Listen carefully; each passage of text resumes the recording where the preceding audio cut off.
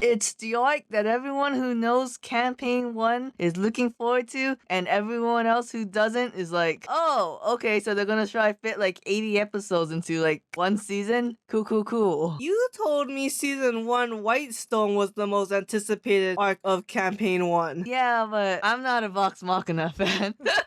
So I say a bunch of shit out of my head. I don't know why I listen to you. Hi, I'm the person who really only cares about Campaign 2, Annie. And I'm the one who got sucked into watching this shit, Minty. And this is FunUntitled. We serve every podcast with an FU. So it's Season 2. It's been a whole entire year. Season 1 was okay. Yeah, I think Whitestone was the most anticipated arc since like a lot of cool moments with Percy. But I think like, the Crystal Conclave, because there's so many episodes, there's a lot more scenes people want to see, And dragons. And dragons. I was supposed to look up what conclave meant, but oh well. It means dragons now. So, quick rundown. Everyone knows what the Legend of Vox Machina is, but it's basically they turned Critical Role a streaming D&D show, and they fit it into an Amazon exclusive TV series. Unless you watch it on with them. Yeah, and oh yeah, I guess so, huh? No, I think you only see the reactions. You have to watch it like on your own. Ah, gross. But it just follows all these D&D players and like, oh, I don't really know D&D. Like, yeah, you don't really gotta know D&D.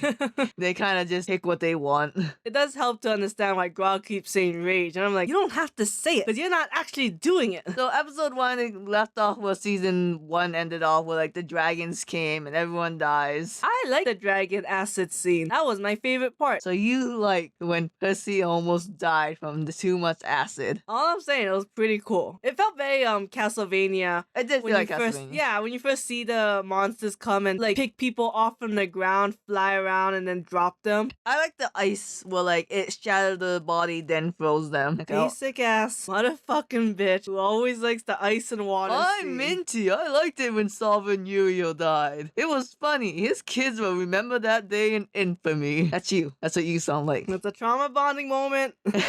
So Vox Machina, they kind of just run away back to Whitestone being like, we live here now. Hold on. Someone explained to me how the Vox Machina people were basically not affected by anything. I mean, sure, Percy got burned, but essentially they get to breathe in the gas without any like black lung afterwards. Because a regular NPC in the D&D world will have 6 health points, but if you're a D&D player, you will have like 50 health points. Yeah, but if you translate this to an animated series, that still gotta make some fucking sense. They were holding their breath. It was an unspoken rule. Everyone knows it. Also, like how like, oh, the dragons are attacking, like we have to go save everyone. I stand firmly and hardly in my belief. I don't understand from an animated TV series perspective the difference between Pike and Keeler. I said this last season, I'll say it this season. They play the exact same role. One's a nature girl and one's a religion girl. Also, do they have a strong tie to the city? I thought they just came to the city randomly and just took up a job. It's the first city that gave them a title and a house, so it made it feel like home. Oh, that's bullshit. Because before, remember, they was in that bar and we're like, I got kicked out of another town again. We'll never find a home. But they weren't looking for a home. They were looking for a job. Don't you remember the episode in the first season when they went on house hunters and they looked through the first 3 houses and one of them was clearly out of the price range? The first one got ruined by dragons.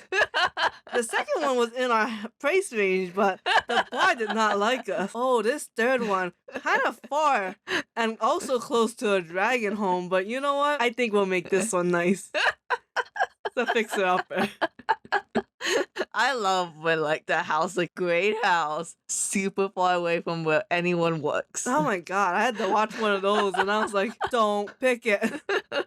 It's a nice house, but don't pick it. And no, they pick it. They always pick it. Every time. It is a nice house. And I guess 20 minutes from town isn't that far. But when you're like comparing that to like a house that's in literally walking distance from town. I get so angry when I watch the Scrubs episode where they're like, oh, you live so far from me, like a 30-minute drive. It's like, bitch, are you shitting me? Anyways, back to Vox Machina. So they go to Whitestone because here's the thing. We don't know what the dragons want. And then you're like, oh, gonna go to Whitestone. I had a major fear while watching. Don't the dragons just follow you to Whitestone? They don't know. They're stupid. We don't know what the dragons want. We don't know if necessarily the dragons wanted the town. Well, you pointed out that one of the dragons was the president of Rick and Morty, so I think he might just want more Rick and Morty. Yeah, that's another thing. I only counted 4 of the 5 dragons. There was the president of Rick and Morty, the acid one. The fire. Isn't the fire and the president the same one? No, I think they're different. You're telling me that if you had to have a president of dragons, it's not gonna be the fire one. That's definitely the ice one. Sure, yeah, the one Annie likes. Okay, and here's another contention. Since I can't name the fifth one, I like the way the animation looked for the dragons. I know, it's CGI and it's a little wonky and out of place, but I thought it looked cool. I thought it looked like cartoon from the 2000s, like the Jago era. Kind of reminds me of the Dragon Prince. Never seen the show, probably never will, because Netflix original cartoons are a bit overrated for me. Well, there are gay people in there. So they're in White Zone now, and they're like, well, we gotta save the world again. And Scan's like, fuck. Alright. The first time he had reason, logic. Like, seriously, just fuck it. So I think the black shaman woman, I want to say she was a shaman, or she might have been like the town's nun. She's like, I'm gonna vaguely describe a tree so you guys can go to a city full of religious cult people to try help us. That was stupid. That was so stupid. I was watching that and I was like, Keela, kill her.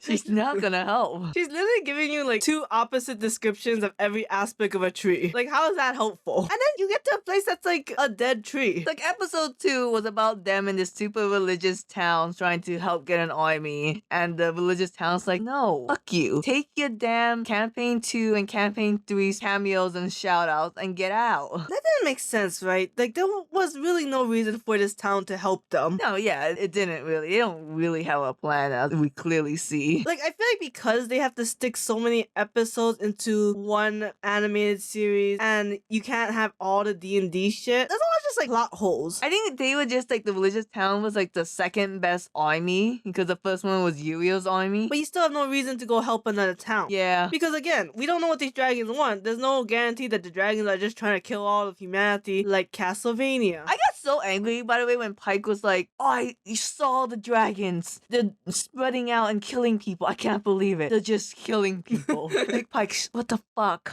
Are you scrying? Because it felt like you actually was upset you didn't do anything from you. Just like looking at these dragons. Yeah, I didn't need an astral project to see that. You were there when they did that. Yeah, of course, honey, they're killing people. What's new, Scooby-Doo?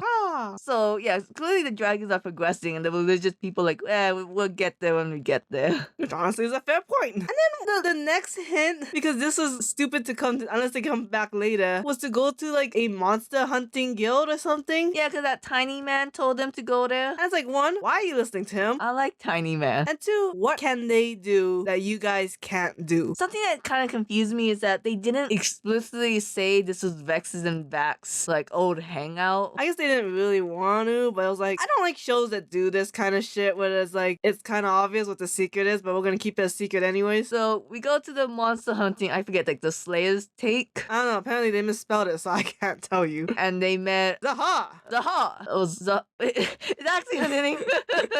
Yeah, you pronounce like a dumb Frenchman. And Cash Money. Yeah, Cash Money and Zahar. And I didn't know they were actual guest slayers in the show. Like, if you don't know, they have 7 core members. I think 7. I don't want to count. And then, like, sometimes they ask, like, the voice actor friends. And I'm like, wait a second. You're telling me they fit 9 people on this table? Or was Ashley Johnson gone, so it's just 8? Oh. I honestly don't know what Ashley Johnson... I think a lot of people said that they don't know what Pike is going to do because she was gone for most of this arc. She was gone for most of the series. Yeah, well, she had a better paying job. I'm surprised they kept her on when she misses so much. Like, what's the point? I guess they just like her. Yeah, I guess, like, really close friends. So, yeah, Cash Money and Zell. Because I was like, man, their design is, like, really thought out and really consistent in the fan art, which isn't common with NPCs unless your name is Essex Dealies. Never said that last name out loud before. It's probably not right. Then they're like, hey, Vex, I'm gonna flirt with you. Keela, I'm gonna flirt with you. And then they saw a Sphinx who was like, I'm gonna give you psychoanalysis for free. I like that scene, but then they keep talking about what that Keela ran away from blah blah blah, and it's like, yo, this isn't gonna have any impact unless I know what blah blah blah is. She talks about it a little in season 1. And how does that help? Something that I thought no one's gonna get is when, like, she said, oh, Keela, you have to do basically your coming of age to become the leader of the El Shari, and your greatest fear is that no one is gonna be alive by the time you do it. And because it never in a series they talk about how Keela is gonna outlive the rest a Vox Machina because as a druid, you get timeless body. What? Yeah, I don't know why. Someone pointed out with like Marisha's character, Keela, Bo, and Laudna, they all cannot age at one point, either because of the class or the race. So both, What? yeah, both druid and monk. I think monk is called Diamond Soul, and then druid is called Timeless Body. Where like you reach like let's say level 15, you do not age from that point. And then Laudna is a dead character, so of course that's why she doesn't age. And Marisha's like, come on, I have a lot of trauma for being in the Hollywood business. Like they want you to stay young forever. Let me have this. Isn't she like the least famous of all of them? I mean, debatably. I mean, like, unless we're going to count Taliesin Jaffe's career as a young child actor. That count. Okay,